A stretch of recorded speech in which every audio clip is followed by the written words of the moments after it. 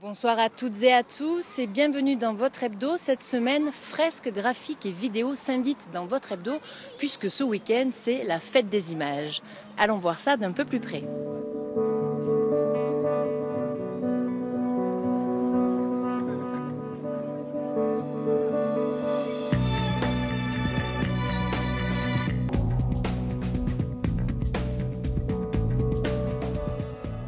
Alors nous voici au cœur de la fête des images, au pied du mur où je suis avec Michel Heinrich. Bonsoir. Bonsoir. Alors en tant que maire de la capitale des images, cet événement c'était une évidence?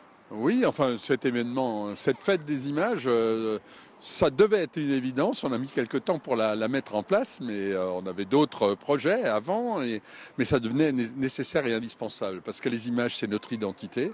C'est aussi une partie de notre économie, hein, il faut le dire. Et puis, ça fait partie de notre patrimoine, disons-le franchement. De toute façon, quand on parle d'Épinal, où que l'on soit dans le monde, on n'imagine pas Épinal sans parler des images. D'ailleurs, l'image d'Épinal, c'est devenu un nom, enfin une expression communément employée, parfois d'ailleurs à tort et à travers, mais c'est quand même l'identité forte d'Épinal, c'est l'image. Et on a voulu faire cette fête justement pour valoriser notre ville. Et puis, c'est aussi un élément d'attractivité important à travers notre musée, à travers l'imagerie. Mais cette fête des images, elle se veut aussi très contemporaine dans la mesure où l'image est éternelle quelque part. Et les nouvelles techniques d'image, notamment ce mapping qui aujourd'hui est très en vogue. Alors on n'a pas l'exclusivité du mapping bien entendu, mais ce mapping permet de faire des choses absolument fabuleuses à l'image justement de ce qu'on va voir vendredi soir et samedi soir à partir vue du quai Comtade sur le quai Serrault et la rue Poincaré, mais aussi sur la place des Vosges. Et puis, autour de cette fête des images, il y a d'autres événements. On a quand même la chance, grâce à des associations extrêmement dynamiques comme le Mur, d'avoir, ou la Lune en parachute, d'avoir des artistes comme Jacques Villéglet, qui sont quand même des monuments, hein. Un petit homme à côté duquel on se sent vraiment tout petit et très humble parce que ce sont des moments extraordinaires de pouvoir partager avec un artiste le moment où il réalise son œuvre, où il la crée et puis écouter ses explications, lui qui fait autorité dans le monde entier, qu'on trouve à New York, qu'on trouve à Londres et puis il se passera plein de choses tout au long de cette fête des images, vous le savez. Il y a, tout à l'heure, on évoquait cette collaboration que nous avons avec Lyon et la Fête des Lumières. Je voudrais d'ailleurs remercier les organisateurs de la Fête des Lumières qui ont tout de suite su nous accompagner. Ils auraient pu dire non, ça c'est notre propriété, non pas du tout. Et aujourd'hui, on a des workshops avec des étudiants qui ont bossé à Lyon. Leurs œuvres ont été présentées à la Fête des Lumières. Cette année, le workshop aura lieu à Épinal. Leurs œuvres seront présentées à Épinal lors de la Fête des Images, mais aussi à Lyon de la Fête des Lumières. Donc, vous voyez, il y a un rayonnement aussi et une collaboration avec des villes comme Lyon qui sont très intéressantes. Et c'est une manifestation d'ailleurs qui n'aurait pas lieu aussi sans l'aide des mécènes, c'est important de l'expliquer, de le dire. Ça c'est effectivement très important. Aujourd'hui, dans le contexte budgétaire que vivent les collectivités, on ne saurait pas faire une fête des images sans les mécènes. Et aujourd'hui, nous avons les entreprises importantes du territoire qui ont accepté d'investir de façon conséquente puisqu'elles financent 70% de cette fête des images, ce qui fait que la charge qui reste à la collectivité est faible et peut-être même que cette année la région nous assistera en plus. Mais aujourd'hui, on n'est pas en capacité d'organiser dans une ville de notre taille des festivités comme ça sans l'intervention des entreprises et le soutien des entreprises. Et je les remercie pour leur générosité. Hier, nous les avons reçus. Ils ont pu montrer à leurs clients ce qu'ils ont fait. Je crois que c'est important aussi que nous sachions leur retourner l'ascenseur. Mais un grand merci à eux. Un grand merci puisque grâce à eux aussi nous avons ce soir donc ce mur qui est couvert de l'alphabet socio-politique de Jacques Villéglet et donc une de nos équipes l'ont rencontré, l'ont observé à l'œuvre cet après-midi et je vous propose qu'on regarde leur reportage ensemble. Et on va le regarder avec beaucoup d'intérêt, exactement. Et nous on se retrouve un petit peu plus tard dans la soirée à la nuit tombée pour pouvoir observer d'un peu plus près tous les spectacles son et lumière. À tout de suite.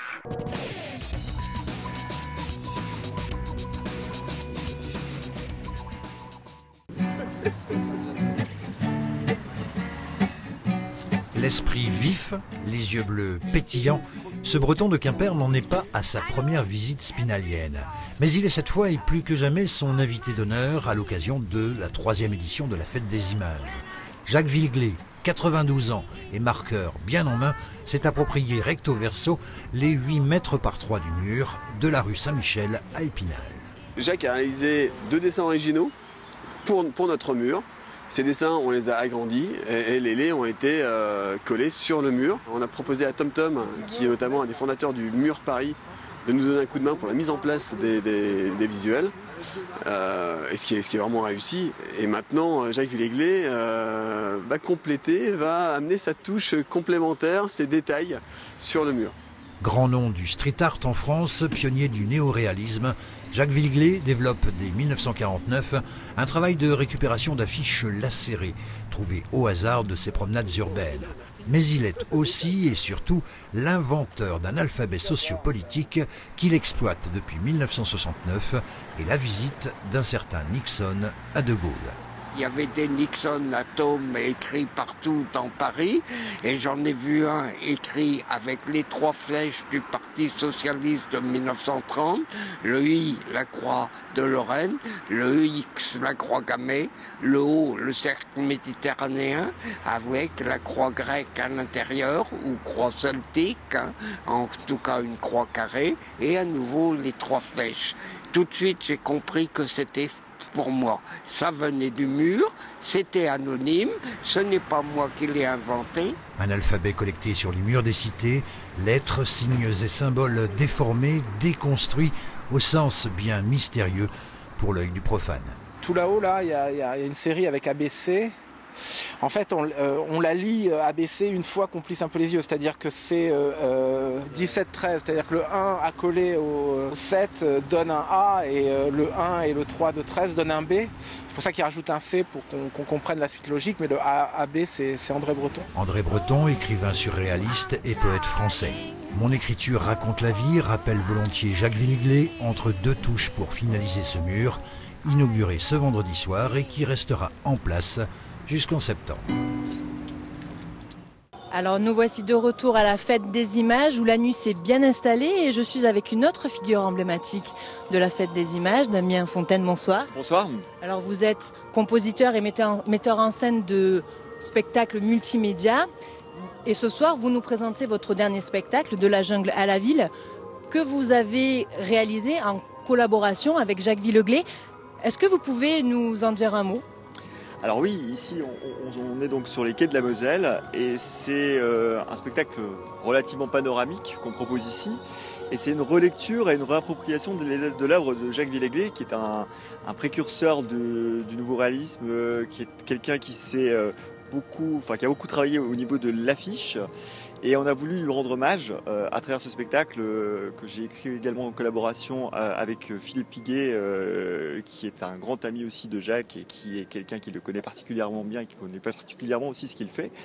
Et donc ensemble, on a imaginé cette création qui a vraiment, je disais, ce format, de format de cinéma 16/9, énormément étiré en quelque sorte. Et donc vous avez repris l'œuvre de Jacques Villeglé ?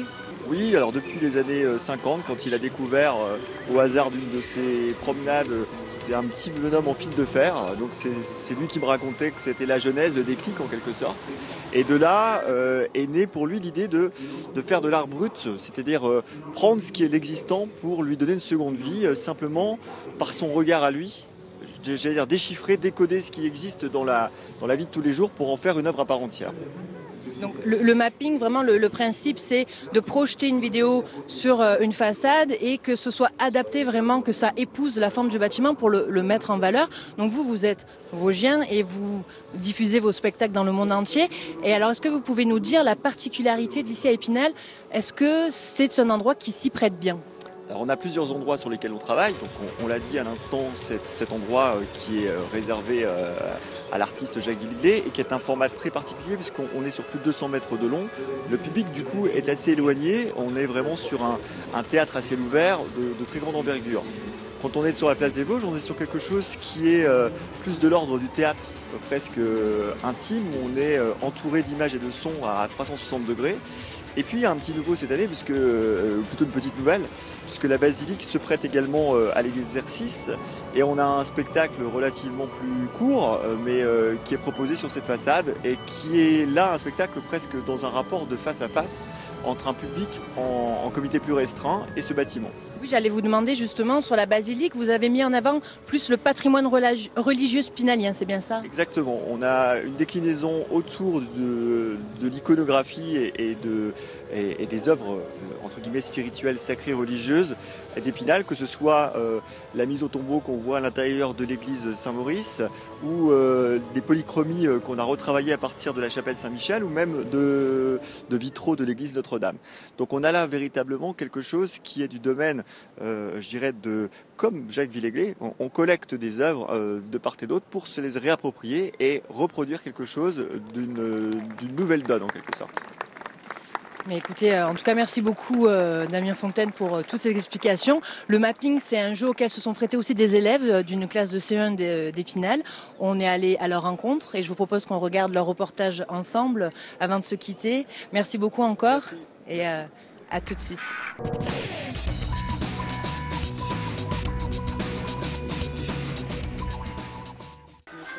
Quand les M deviennent des montagnes et les U des fers à cheval, les enfants jouent aux artistes. L'alphabet de Jacques Villeglé s'est invité dans la classe de CE1 de l'école Saint-Laurent d'Épinal, où les élèves s'inspirent du travail du plasticien pour créer leurs propres lettres. Un drôle d'alphabet, en pensant à Jacques Villeglé, on a fait des lettres un peu bizarres, avec des couleurs, des sortes de formes. Un O, mais avec un rond plus plutôt un accent. Après un T avec des petites confettis. L'alphabet sociopolitique de Villeglé, c'est pas évident pour des CE1 de comprendre. Ils reconnaissent le sigle de l'euro, ils reconnaissent ce genre de... Mais ça représente pas vraiment quelque chose pour eux, mais c'est vraiment le dessin, quoi. Là, moi, j'ai plus travaillé sur l'esthétique de la lettre avec un A, qu'est-ce qu'ils peuvent faire, à quoi ça ressemble à une tente d'Indien. Le tout est à découvrir dans le cadre de la Fête des Images qui a débuté ce vendredi. L'atelier d'Images Plus qui encadrait ce travail s'est basé sur les œuvres de Jacques Villeglé, mises à l'honneur pour cette 3e édition. À la manière de ces affiches déchirées, les esquisses des enfants sont découpées puis assemblées. Un bout de celle-là, et puis les roues de celle-là, enfin tu vois, j'ai essayé de mélanger un petit peu chaque petit dessin. Transformées en film d'animation, les créations des élèves sont projetées place des Vosges pour habiller et mettre en valeur l'architecture des bâtiments. C'est ce qu'on appelle du mapping, à découvrir ce samedi à 22h30. Alors le mapping, c'est quelque chose que Perrine et Marina connaissent très bien. Bonsoir. Bonsoir. Bonsoir. Alors toutes les deux, vous avez remporté le concours de mapping organisé dans le cadre de la Fête des Images d'Épinal. Vous êtes toutes les deux étudiantes à l'ESSAL, l'École supérieure d'art Lorrain. Et donc pour vous, ce prix, c'est vraiment une réussite. Vous vous attendez? Qu'est-ce que ça vous ouvre comme perspective? Eh bien, on ne s'y attendait pas forcément, parce que forcément on a un aspect, il y a un côté très critique qui fait que on n'y croyait pas obligatoirement, mais on a quand même énormément travaillé là-dessus, donc on est vraiment contente. Ça va vous ouvrir des perspectives professionnelles? Oui, très probablement, puisque on a la chance d'aller à la Fête des Lumières de Lyon. Donc c'est quand même une grande renommée, Oui, quand même. Et vous allez aussi participer à un co-working l'année prochaine. Donc c'est un travail que vous avez fait en groupe, hein. Vous étiez 3, il y a aussi Adèle mais qui n'est pas avec nous ce soir. Comment vous vous êtes réparti le travail? Est-ce qu'il y avait des règles à suivre? Alors oui, il y avait des règles à suivre déjà. En fait, on a chacune travaillé sur des logiciels différents, voire même moi j'ai travaillé uniquement à la main, donc image par image, ce qu'on appelle à l'ancienne d'ailleurs. Et tandis que Perrine, elle a travaillé notamment sur Photoshop, et Adèle, elle a travaillé sur After Effects. Et donc voilà, à chaque fois on devait toujours se coordonner. Mais voilà. Et vous avez dû donc travailler sur une maquette qui avait la même forme que la façade de la place des Vosges d'Épinal, enfin sur la face nord. C'est ça, pour qu'évidemment on puisse caler et avoir la notion de mapping dans notre animation, il fallait savoir où placer nos éléments, nos personnages et les faire bouger de manière cohérente. Notamment parce que les fenêtres, on n'est pas sûr que les volets soient bien fermés, donc si on fait trop passer les personnages sur les fenêtres, on n'est pas sûr de pouvoir les voir bien. Et donc votre création, ça s'appelle L'Animiste, et ce qui a particulièrement plu au jury, donc c'était le scénario, vous pouvez nous en dire un mot ? Alors le scénario, en fait, il est question d'un enfant qui tombe du coup sur une boîte avec un bouton, et lorsqu'il appuie sur le bouton, le voile du monde des esprits se lève. Et donc au début, il a un peu peur et tout, mais la curiosité l'emporte et il finit par jouer avec, et donc voilà. Mais écoutez, merci beaucoup Marina et Perrine. On vous souhaite bonne chance pour l'avenir. Votre vidéo, donc L'Animiste, est à découvrir pendant la fête des images sur la place des Vosges. Je vous propose qu'on regarde les infos de la semaine ensemble avant de se quitter. Encore merci et à tout de suite.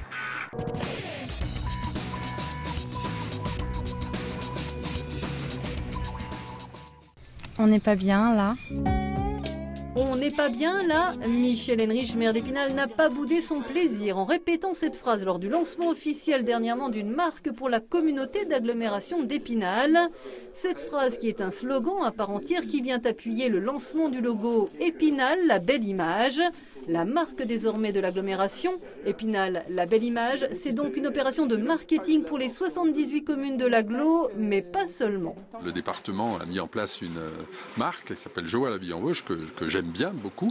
Et nous nous inscrivons dans cette marque, sous cette marque ombrelle, pour parler du territoire de l'agglomération.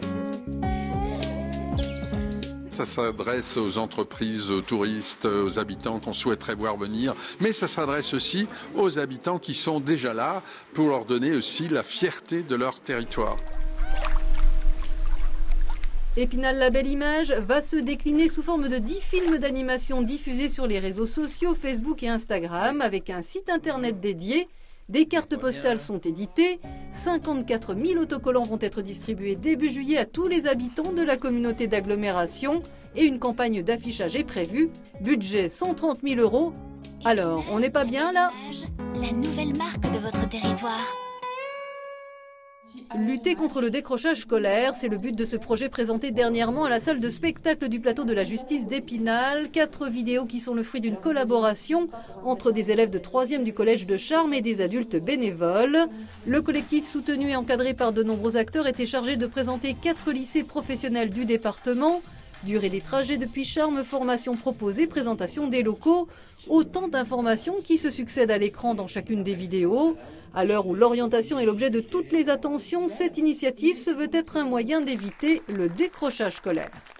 Ils sont déjà 14 à s'être portés volontaires et lundi dernier, ils en ont été remerciés dans le grand salon de l'hôtel de ville à Épinal. Les responsables de bars et boîtes de nuit qui ont signé la charte de la vie nocturne se sont engagés à respecter la réglementation, à lutter contre l'alcoolisation excessive ou encore à nettoyer les abords de leurs établissements. En fin de soirée, un chuteur invite également les clients à ne pas parler trop fort et à se disperser pour ne pas gêner le voisinage. Des bars et des boîtes de nuit signataires désormais identifiables par les clients grâce à cet autocollant qu'ils devraient apposer sur leur devanture. L'hebdo, c'est fini pour aujourd'hui. À très bientôt dans votre émission et surtout une très bonne fête des images. On vous laisse en profiter encore un peu.